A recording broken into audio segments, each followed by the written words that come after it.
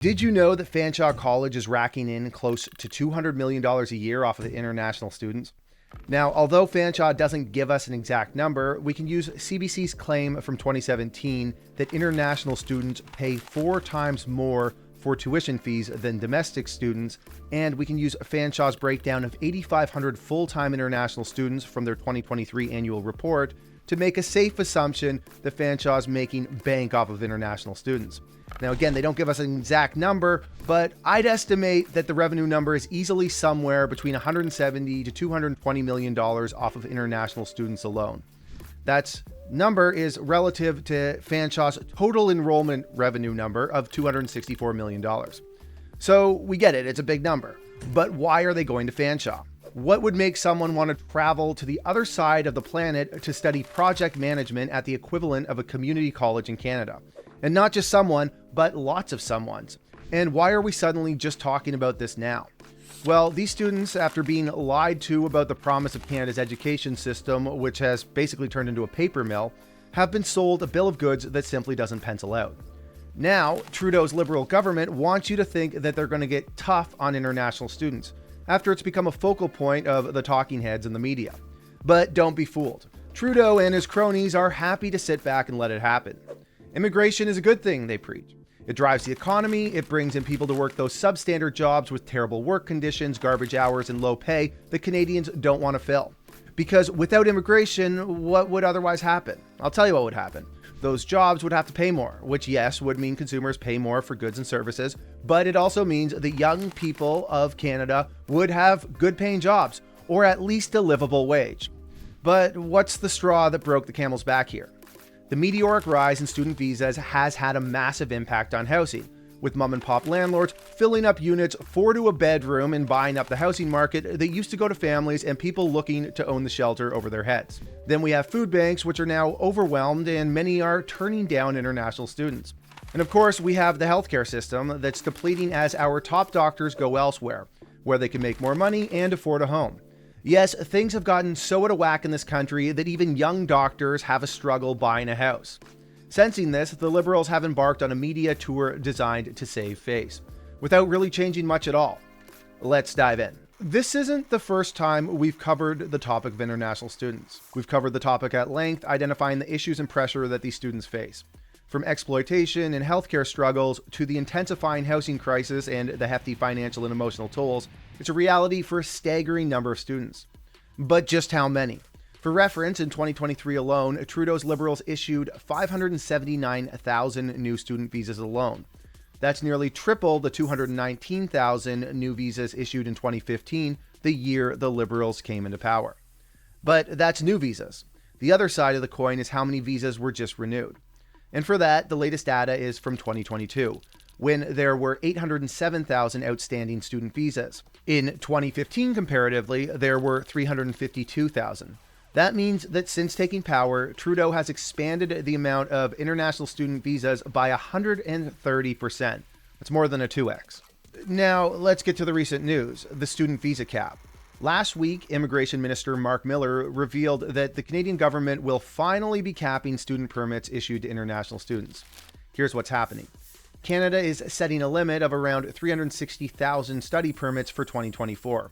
This number represents a 35% decrease in new visas, effectively rolling back to the levels we saw in 2018. Or at least that's what every 2-bit reporter would have you believe, because this is the Canadian government, and as always, there's a catch. The cap of 360,000, which makes a great headline figure for news outlets like CBC, has exclusions. Specifically, it excludes students at the master, doctorate, elementary, and secondary levels.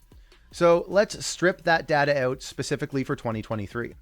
Total visas issued in 2023 were 579,000. Of that, we can remove secondary or less at around 105,000, and we can remove other studies, which means master's or doctorate level of study, and we can strip out those of whom don't state their education level, which is basically a rounding error. We're left with approximately 438,000 new student visas issued last year, meaning we've dropped about a quarter from the total tally of 579,000. It also means that new visas to be issued, instead of dropping by 37% year over year, will drop by only half of that to 18% per year. And that's assuming we don't see an influx of new visas issued for other study levels, because in many cases, students know what's up, and the visas represent a way of getting into the country. Quite frankly, they don't care. They'll come here to study high school classes if it gets them into the country. We're simply going back to 2021 student visa levels. Back to a time when international students were still a problem, at least in terms of having the infrastructure to handle bringing in so many immigrants. Now, the government itself says that this move will result in a decrease of 35% for study permits issued. But the data provided simply doesn't support that claim. Shocking, right? Trudeau just telling us stuff that's categorically untrue. But there's one thing that I'm going to give the Liberals credit for here. Well, maybe. And that's the crackdown on paper mills. As of September 1st, international students that are enrolled at a school that operates under a curriculum licensing arrangement will no longer be able to get a post-graduation work permit upon graduating. This licensing arrangement basically refers to private colleges that are licensed to deliver the curriculum of an associated public college. Even the government views these schools as a loophole for post-graduation work permits to be obtained easily by foreign nationals. In fact, there are anecdotes all over social media about immigration lawyers who own one of these fake schools in the same strip mall as their office. Now, there's another side of the problem, which is the distribution of students. Let's face it, Canada might be the second largest country in the world by landmass, but we've got two major English-speaking centers, Toronto and Vancouver. And where do you think students from foreign countries want to go? Ontario in 2022 accounted for 51% of all outstanding student visas. BC came in at second at 20%. And where do we have major housing problems?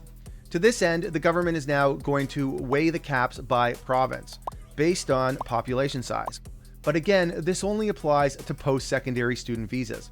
Not secondary, not master's, not doctorate level studies, and current visas or renewals won't be impacted.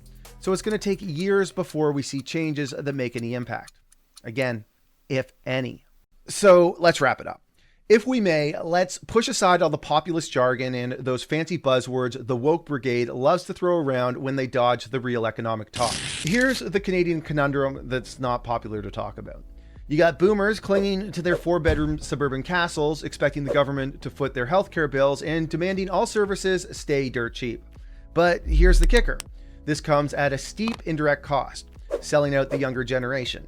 Imagine the paycheck Amazon, Uber, or your corner Walmart would be forced to dish out if we weren't funneling in 1 million immigrants a year into a nation of just 40 million. Think about it. Did the boomers face a 2.5% annual population surge from immigration in their salad days? Not even close. It was about half of what we're seeing now at its highest in the 60s. Back in the 80s, we were bringing in roughly 10% of today's immigration numbers. I could dive deeper into this rabbit hole, but let's stay on point. Another piece of this puzzle that's been conveniently overlooked is the temporary nature of this immigration cap. As if in 2 years we'll magically be ready to throw open the gates again. And oh, what a coincidence. There's an election in just under 2 years. So the timing works out that the Liberals can parade the cap during election season and then let it expire shortly after. Canada's got a problem. In a year, our population ballooned by 1.25 million, with a whopping 96% due to immigration. Our infrastructure is gasping for air under this growth. Take Ontario, for instance, where an average home in the GTA is pushing $1.1 million, and you'll age a year waiting 22 hours in a hospital emergency room. Yet, what's our government's master plan? Opt for the optics, the policies that sound oh so pretty but do zilch? The irony.